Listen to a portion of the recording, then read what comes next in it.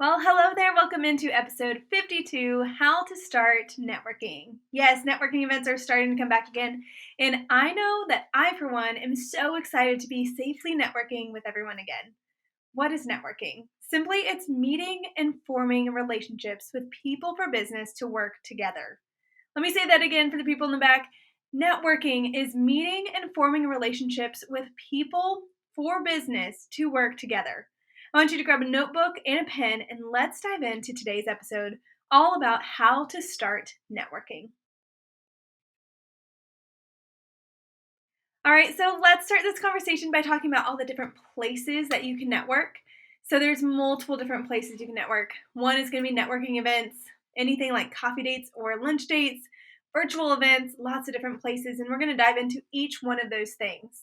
So let's start with networking first. These are events that are planned specifically for meeting a lot of people in the same place with either businesses or clients, or perhaps maybe both. So there's things like associations. So NACE, MPI, ILEA, WIPA, PWG. There's so many different acronyms, and I'm going to tell you more about those in just a little bit. But associations, these are hosted monthly, and they usually cost a small fee to attend. And you can attend as a guest or as a member of the association. I'm going to tell you a little bit more about that soon.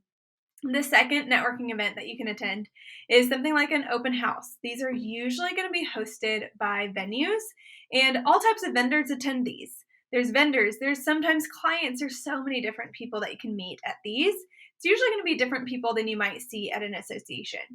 And then there's small gatherings. These can be hosted by anyone. It could be a launch party, a small lunch meeting with a handful of people, and it can even be someone celebrating something like a business anniversary or a name change or something like that. I'll tell you a little bit about some of the small gatherings that we host and who usually attends those here soon.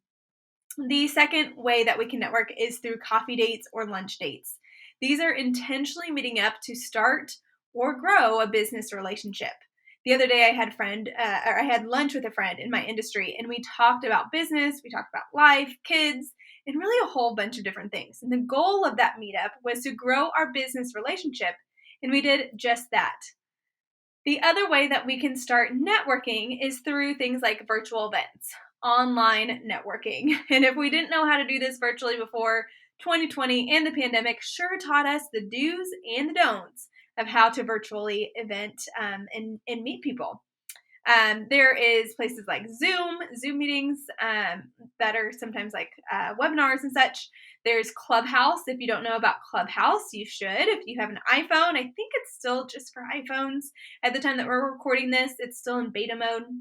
But Clubhouse is a great way to network virtually. There's social media. You can go live on your Instagram or your Facebook by hosting some sort of a small gathering online.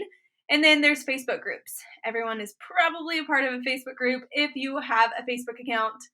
All right, so let's talk associations first. So those are the different ways. You've got associations, you've got coffee dates, you've got virtual events. So many different ways that we can get out and network and meet other people. But I want us to talk about some associations first. My heart in networking, I love associations. Not everybody does, but I do. So I'm going to tell you a little bit about those. And you can decide if you want to get involved in that or not. But I do want to tell you a little bit more about it. So I mentioned some acronyms like NACE and ILEA and MPI and such. Those are some of the most widely known associations. But what do those things stand for? What does NACE actually mean? And ILEA and MPI? What are the acronyms? Okay, so let's break it down real quick. NACE, N-A-C-E, is National Association of Catering and Events. This is, so NACE started over 50 years ago, and it is in over 50 cities in the U.S., and I think it's just the U.S. It might be Canada as well. But NACE is usually in the big cities. So here in DFW, we've got NACE. You can find them really in any big city in the U.S. It started 50 years ago of just venues and catering companies. And today you can see any type of vendor in it. NACE is hosted every month, and it usually has a education component involved in it. I am a board member of the DFW NACE chapter, and I have been for the last 3 years. And it's so fun to just get involved and grow my network there. And so I have always loved NACE. If you want to get involved in NACE, we've got a code, I think, or something that you can join at a discounted rate. And so we'll put those in the show notes. But NACE is where I serve and attend as well. Okay, the next one is MPI, Meetings Professional International.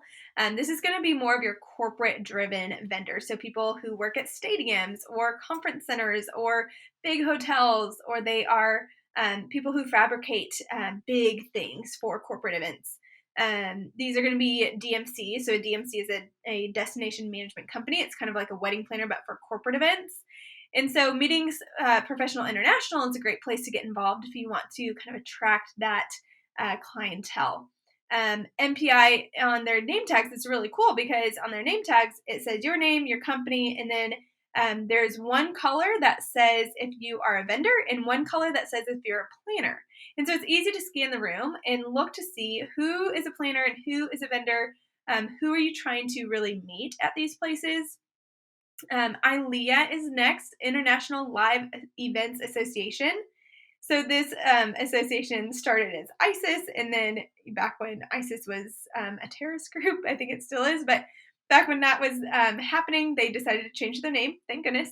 And so it's called International Live Events Association. It's very similar to NACE, but you're going to get more of that corporate pull as well. And so it's very wedding and corporate event driven. NACE is primarily wedding driven. However, there's a whole bunch of corporate vendors in it as well. ILEA is in most cities and states. It's also a very, very large one. MPI is more international. And so the opportunity to meet people internationally and on the local level and in the US is incredible. So it kind of depends on who you want to reach. The next one is PWG, Professional Wedding Guild. I know that this one is in Fort Worth, primarily here in the DFW Metroplex, although there are other associations or guilds out there.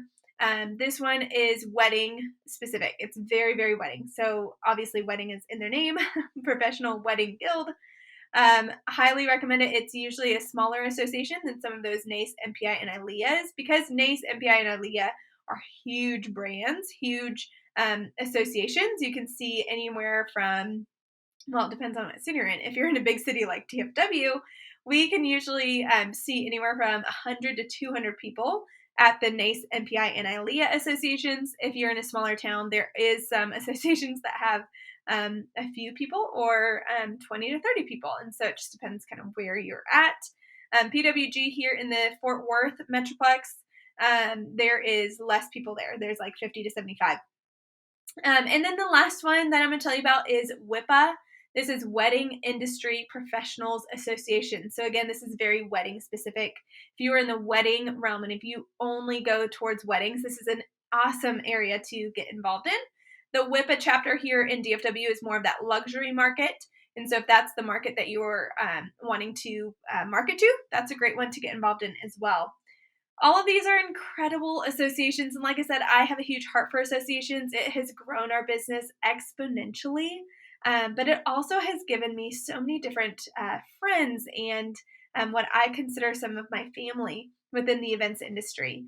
The thing about being in a networking association, and we talked about this a little bit in episode 26 with Nate when we talked about 10 tips to expert networking. If you haven't listened to it, go back and listen to it. Episode 26, it's a great add-on to this episode if you're listening to a couple in a row. But with associations, specifically NACE and ILEA and some of these other ones here locally, it really has given me an opportunity to really get involved. One thing that someone said here in DFW when I first started attending events, and I just said like, hey, how do I get the most out of my membership? Or how do I get the most out of being in this networking association? And he told me this. He said, be the first one here and the last one to leave and get involved. Those are the three main things. First one to arrive. So if the event starts at 6, get there at 6. If the event ends at 8:30 or 9, leave at 8:30 or 9. Like, be one of the last ones to leave. And then I'm going to give you an extra tip.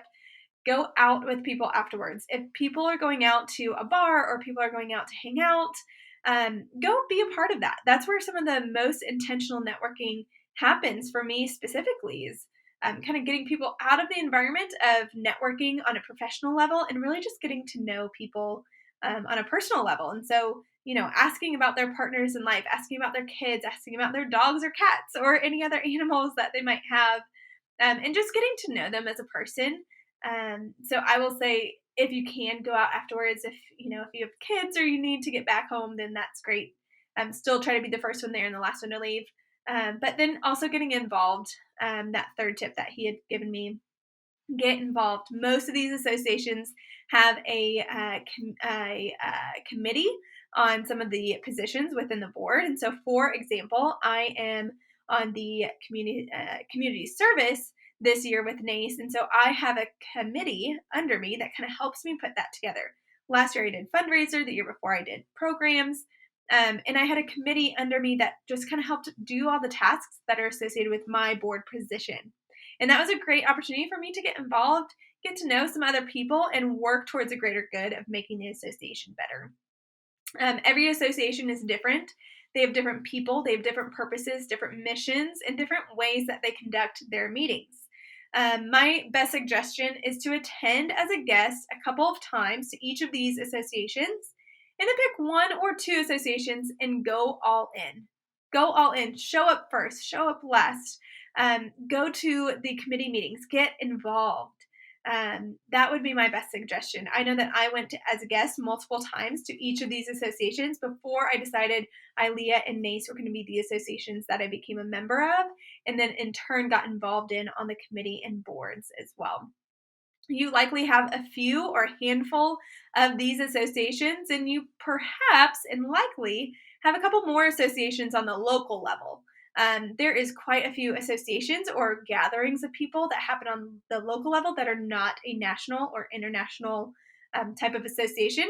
And so it's worth a quick search on Google or Facebook, or perhaps just asking a friend in the industry. We all know that one person that knows everything about networking. For us here in DFW, it's Paige Mahaya. She knows everything about networking. She posts in a local DFW Industry Friends Facebook group every Monday what associations and what networking events are happening for the week.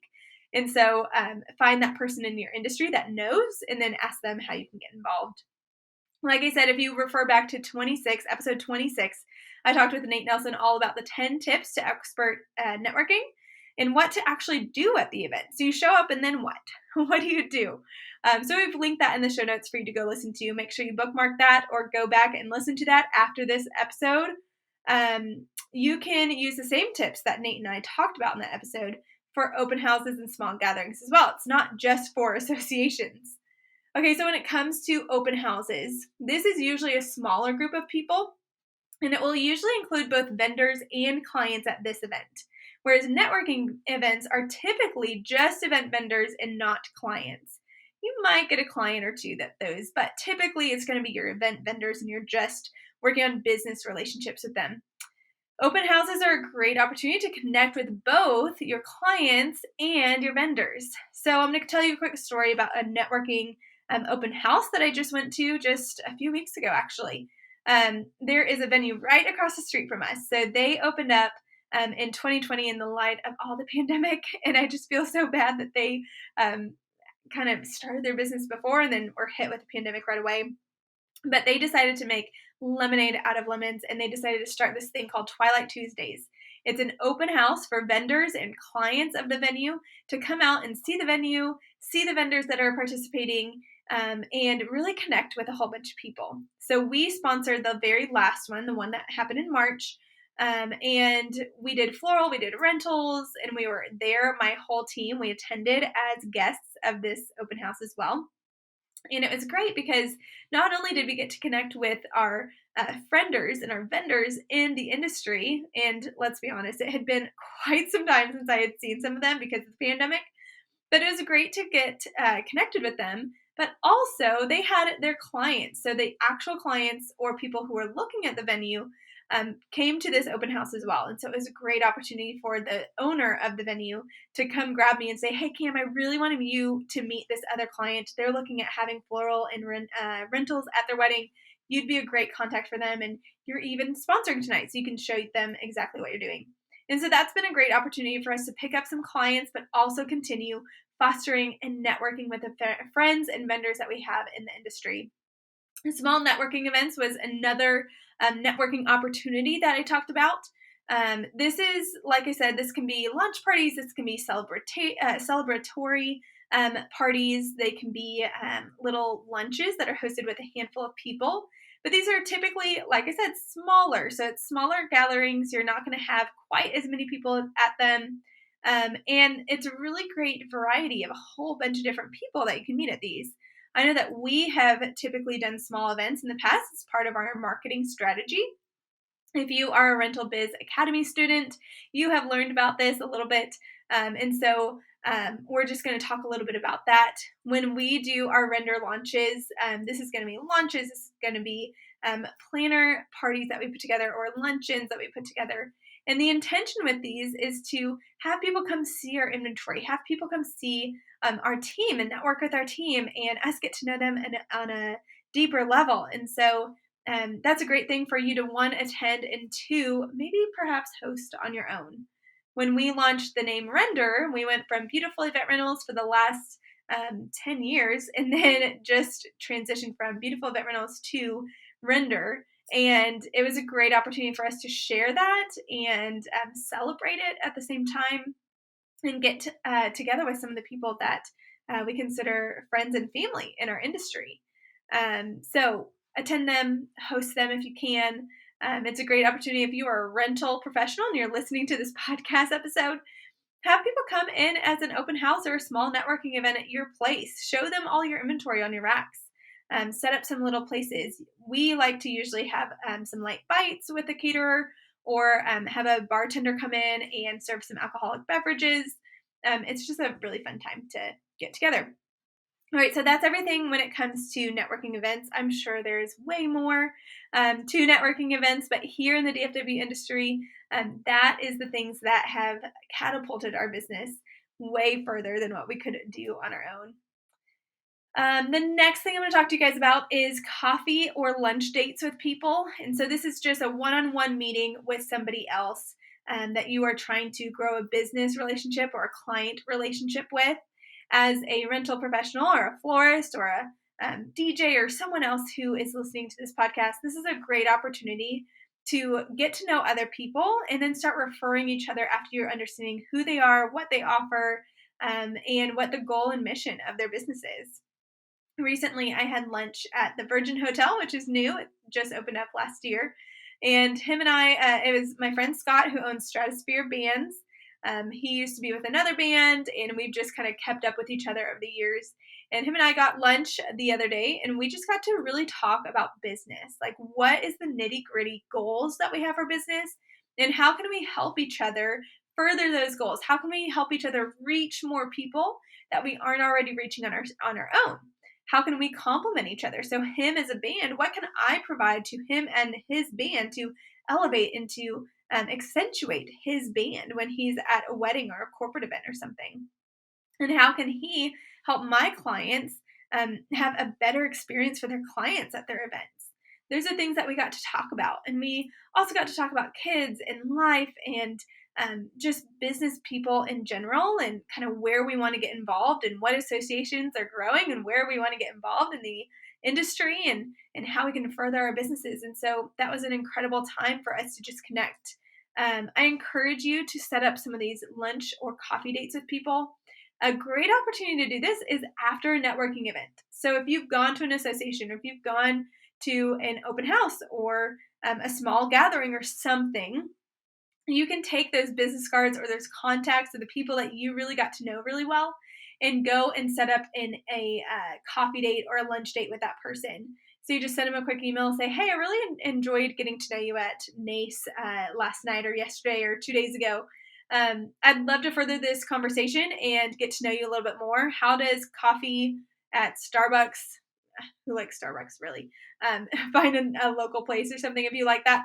But let's go grab Starbucks at this location next week at 10 a.m. Does that work for you? And then you start getting to a point where you guys actually meet together in person and you talk about how can you guys help each other network and get out there. The other thing that I said was a great opportunity to do networking and how to start getting involved in networking is virtual events. If we didn't learn anything, like I said earlier, if we didn't learn anything from 2020 and the pandemic, before we didn't really do virtual networking. It just wasn't a thing. Nowadays, it totally is something that happens all the time. I think some of us are a little bit worn out from it, but I think they're here to stay. I think they're going to stick around for a little while.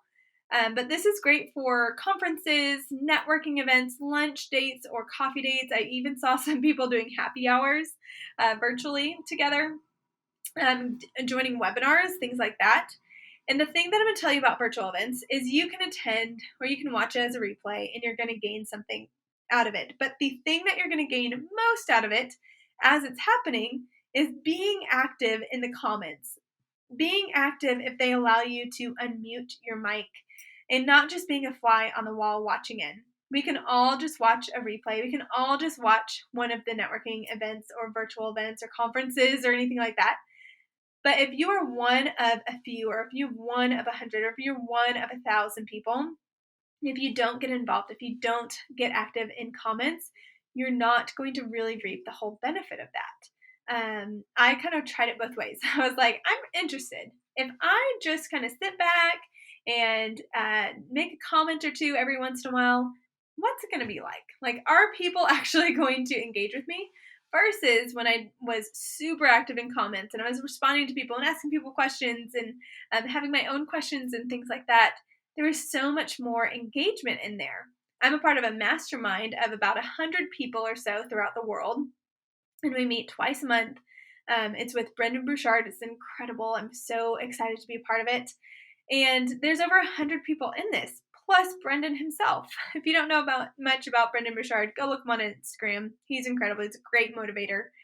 Author of the book, High Performance Habits. Highly recommend that book. But I'm a part of this mastermind with him. And the times that I am super involved in comments, I'm also getting DMs in my Instagram. I'm getting emails sent to me, and I'm getting private comments from so many other people that are also attending this mastermind. They're saying, hey, I really liked that question. That was incredible. Let's connect further.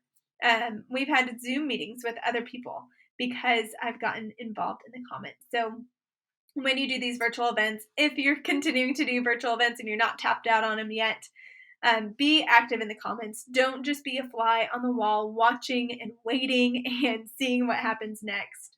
You're going to reap so much more benefit by doing that. Well, that wraps up how to start networking.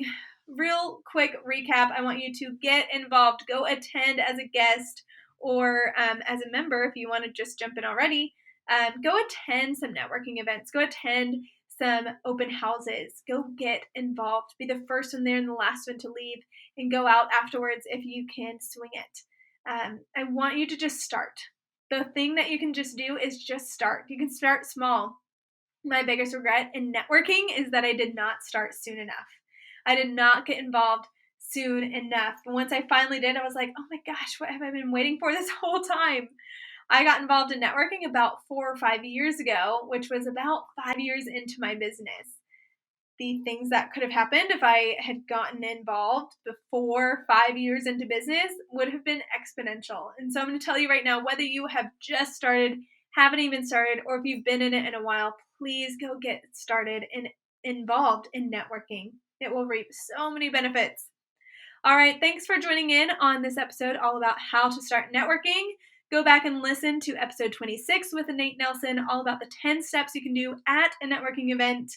And we'll see you next week. We're excited to continue to do this podcast for you and continue to give you all of this content. If you wouldn't mind writing a review on Apple Podcasts, we would love to see that and give you more content and really just pour into you guys as much as possible. Thanks so much, and we'll see you next week.